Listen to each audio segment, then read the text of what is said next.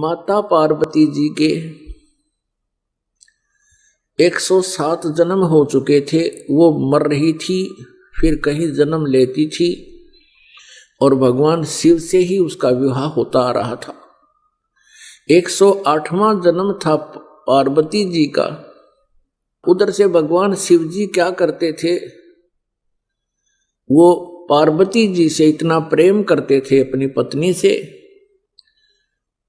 उनकी मृत्यु के उपरांत वो उनके कंकाल को, उनके सिर को निकाल लेते थे और उनके प्रेम में उसकी याद को ताजा रखने के लिए एक माला बना ली थी, गले में डाल लेते थे और या अपने कहीं मकान, अपने महल की खुट्टी पर टांग देते थे। उनकी याद में रोते रहते थे। एक दिन नारद जी आए, पार्वती जी से कहा कि हे माता, आप जन्म और मृत्यु के कष्ट से कितने दुखी होते हो। भगवान शंकर जी के पास, शिव जी के पास एक अमर मंत्र है, यदि वो आपको वो मंत्र दे दे, जाप करने का एक नाम है, आपका जन्म और मृत्यु समाप्त हो सकता है। पार्वती जी ने कहा कि हे ऋषि जी, आपकी बातों पर मुझे विश्वास नहीं हो पा रहा, क्योंकि भगवान शिव जी मुझे बहुत प्यार करते हैं, मेरे पति हैं और इनके स्वभाव और इनके उदार स्वभाव से मैं खूब परिचित हूं। ये मेरे लिए अपनी जान भी दे सकते हैं और वस्तु का तो कहना ही क्या। फिर आप ये कहो कि इनके पास कोई ऐसी वस्तु है और वो मुझे नहीं देते, नहीं दी, आज तक मेरे से छुपा ली, मेरा बात जची नहीं और मेरी जन्म मृत्यु का भी मुझे ज्ञान नहीं। तब भगवान नारद जी ने कहा कि माता, ये जितने भी गले में भगवान ने ये शीश, ये रूंड टांग रखे हैं तेरे खोपड़े, ये तेरे ही हैं। 107 तो ये टंगरे खुट्टी पे है और 108वां आप वर्तमान में है। और भगवान शिव जी के पास एक बहुत ही अच्छा मंत्र है, वो आपको देंगे तो आपका कल्याण हो जाएगा। पार्वती जी ने फिर वही शब्द दोहराए कि नारद जी, मुझे विश्वास नहीं हो रहा कि उन्होंने मुझे ये नाम क्यों नहीं दिया जिससे मेरा मोक्ष हो सकता है। ऐसा भगवान नहीं कर सकते, मुझसे कुछ नहीं छुपा सकते। तब नारद जी ने कहा कि अभी तक आप उनको केवल पति मान रहे हो, आपने उनको भगवान नहीं माना, आपने उनको गुरु नहीं माना। जब तक आप अधीन नहीं होगे तब तक वो आपको ये वस्तु नहीं देंगे। अभी तक तो आप उनको एक पति मानते हो और कभी कभी डांट भी लगा देते हो, और इस अनमोल वस्तु को लेने के लिए आपने बहुत विनम्र स्वभाव अपनाना होगा। अति अधीन दीन हो प्राणी, ताको कहना वो अकथ कहानी, ये नियम है भक्ति का। अब नारद जी के उस प्रेरणा से उसको बहुत ज्यादा प्रेरणा मिली, बहुत प्रेरित होगी और सोचने लगी कि ऐसा अनमोल मंत्र उनके पास है। नारद जी झूठ नहीं बोलते, इनका कोई स्वार्थ नहीं झूठ बोलने का, परमार्थी व्यक्ति हैं, ये झूठ नहीं बोलते। पार्वती जी ने सोचा कि अवश्य में मेरे अंदर ही कोई त्रुटि रही है, जिस कारण से प्रभु ने अभी तक मुझसे ये अनमोल मंत्र छुपा रखा है। अब शाम के समय जब भगवान शिव जी अपने घर लौटे, उस दिन एक विशेष परिवर्तन देखा शिव जी ने कि पार्वती जी उनके चरणों में गिर गई और फूट फूट कर रोने लगी। भगवान शिव ने कहा कि पार्वती, तेरे को किसने क्या कह दिया, मुझे बता, उसका अभी ठीक करता हूं उसको। पार्वती जी ने कहा कि आपके रहते मुझे कौन कह सकता है प्रभु, लेकिन मुझ अबला से कोई भूल बनी है। हे परमात्मा, आपने मुझसे एक अनमोल वस्तु छुपा रखी है। आप मुझसे इतना प्यार करते हैं, क्या मैं जब मरती थी आप दुखी नहीं हुए होगे?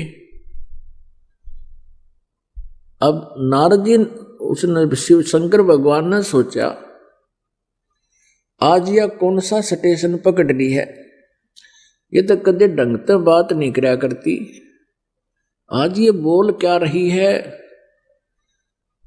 तब कहा, पार्वती जी ने संक्षिप्त में सारी कथा सुना दी है। भगवान, आपके पास अनमोल मंत्र है, मैं 107 बार मर चुकी हूं, ये शीश मेरे ही हैं, आपने कभी नहीं बताया।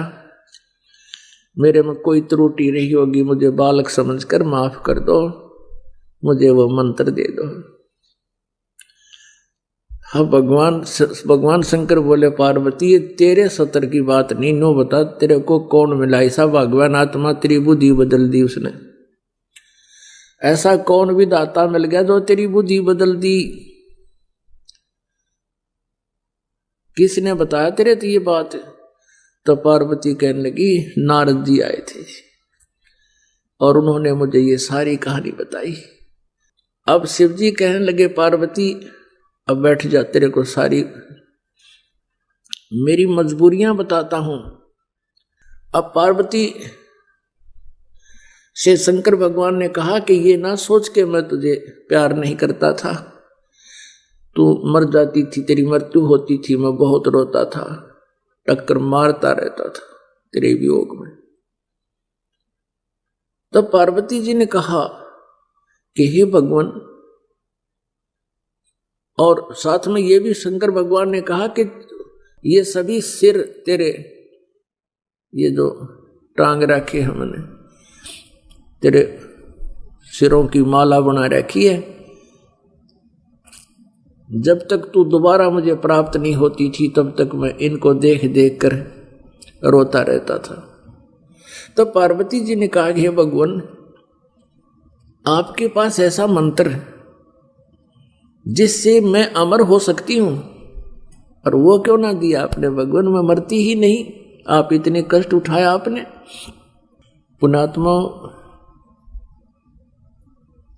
जो व्यक्ति अपने प्रोसेस से परिचित होता है, अपने प्रोफेशन से परिचित होता है, वो समझता उसके कदर और वैल्यू को। ये मंत्र ऐसे नहीं दिया जा सकता। तो भगवान शंकर ने कहा कि पार्वती, अभी तक तेरी आत्मा में इस मंत्र की चाह नहीं बनी थी, इच्छा नहीं बनी थी, प्रबल इच्छा नहीं। और जब तक इच्छा ना बने तो मैं तुझे बहुत कोशिश करता था। आपका याद भी होगी, मैं बहुत बार चर्चा चलाता था कि पार्वती, भगवान की भक्ति करनी चाहिए, परमात्मा की भक्ति से जीव का कल्याण होता है। लेकिन आप तो मेरी एक नहीं सुनती थी और क्या कह देती थी कि मुझे भक्ति की क्या आवश्यकता है, मुझे तो भगवान मिल गया। मैं भी चुप हो जाता था कि अब या आगे बात सुने नहीं। तो पुण्यात्माओं, जैसे समुद्र के अंदर, समंदर में सीप होती है एक, जिसमें ये मोती बनते हैं, आपने देखे होंगे, शंखले से हुआ करें शंख, ये तो ऐसा ही एक चपटा सा होता है, एक जीव होता है, उसका ऊपर का शरीर बहुत सख्त होता है, और उसमें मोती कैसे बनता है? वो सीप जिस समय उसको चाह होती है, समुद्र में एक विशेष गर्मी पैदा होती है, और उसके बाद फिर कुछ वर्षा के आसार बनते हैं। तो सीप जो है समुद्र में रहती है और ऊपर सतह पर आ जाती है, जब उसने मोती बनाना, जब उसमें मोती बनने की प्रक्रिया, उसके अंदर एक विशेष जिज्ञासा उत्पन्न होती है, चाह होते अपने आप उसका मुंह खुल जाता है। और ऊपर खुले हुए मुंह खुला हो, ऊपर से वर्षा हो जाती है स्वाति यानी आसमान की, बादलों की, तो उससे वो थोड़ा सा नीर ग्रहण करके और मुंह बंद कर लेती है, उससे मोती बनता है। और उस सीप का मुंह खुला ना हो, चाहे सारा सामन बरस जा, मोती नहीं बन सकता। तो यहां परमात्मा बताते हैं कि पार्वती के अंतःकरण रूपी सीप का मुंह बंद था, नारद जी की प्रेरणा से वो मुंह खुल गया और भगवान शिव जी ने फिर उसमें वो मंत्र डाल दिया। तो भगवान शिव ने कहा कि पहले तेरी इच्छा नहीं थी और ये ऐसा अनमोल मंत्र है, मैं तुझे ऐसे बर्बाद नहीं कर सकता, और मैं तुझे दे भी देता, बता भी देता, तो तेरे जिज्ञासा थी नहीं, यो काम नहीं करता, ये व्यर्थ जाता। तो तब भगवान शिव ने कहा, पार्वती आज तेरा सीप का मुंह खुल गया, खुला है ये, और अब ये मंत्र दूंगा तुझे, पर ये ऐसा अनमोल मंत्र है, ऐसे स्थान पर दूंगा जहां कोई दूसरा जीव भी ना सुन ले। जहां पर अमरनाथ बना हुआ है वहां एक सूखा वृक्ष था, एक सूखा वृक्ष था, कोई पत्ता नहीं था, टहनी शेष थी। और वहां जाकर उसके नीचे बैठ गए भगवान शंकर और पार्वती। भगवान शिव जी ने हाथ से 3 ऐसी जोर जोर से ताली बजाई, इतनी आवाज हुई कि आसपास, इतना भयंकर नाद हुआ कि आसपास के कोई पक्षी वहां पर था वो उड़कर भाग गया। और कहीं अंडे भी थे आसपास के वृक्षों में, वो भी पक्षी बनकर उड़ गए। उसी वृक्ष की खोगर में एक थोथे स्थान पर में जो वृक्षों में हो जाता है, उसमें एक मादा तोते ने अंडे दे रखे थे।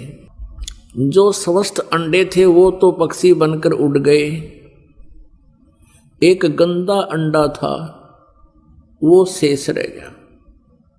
भगवान शिव पार्वती जी को वो मंत्र सुनाने लगा। पुण्यात्माओं, आपको पता चलेगा आप कितने पुण्यवान हो। वो जो मंत्र पार्वती जी को मिला वो मंत्र आप जी को मिल रहा है। इसके बीच में ये किसी को ना मिला, केवल कबीर परमेश्वर जी ने कुछ एक पुण्यात्माओं को दिया था। उनसे भी कह दिया था कि इसको अभी गुप्त रखना, नहीं तो काल के दूत इन मंत्रों को ग्रहण करके मेरी प्यारी आत्माओं को भ्रमित कर देंगे। अब यहां एक प्रश्न और है कि ऐसे स्थान पर मंत्र क्यों दिया भगवान शिव ने, और इसको गुप्त क्यों देते हैं? ये ऐसा मंत्र है, यदि ऐसे वैसे व्यक्ति को मिल जावे, वो इसका जाप साधना करके सिद्धि युक्त हो जाता है, और फिर वो ना जाने कितने जीवों को दुखदाई हो जाता है। पहले ये राक्षस क्यों बने? ये सभी भक्त थे, साधनाएं करते थे, गुरु होते थे, ये साधनाएं करते रहे, लेकिन साथ में त्रुटियां भी करते रहे, नाम से खंडित हो गए। गुरुजनों ने उनको अपने वहां से निष्कासित कर दिया। उनके अंदर उस नाम के जाप करते रहे, सिद्धियां आ गई, उन्हीं भक्तों को के शत्रु बन गए।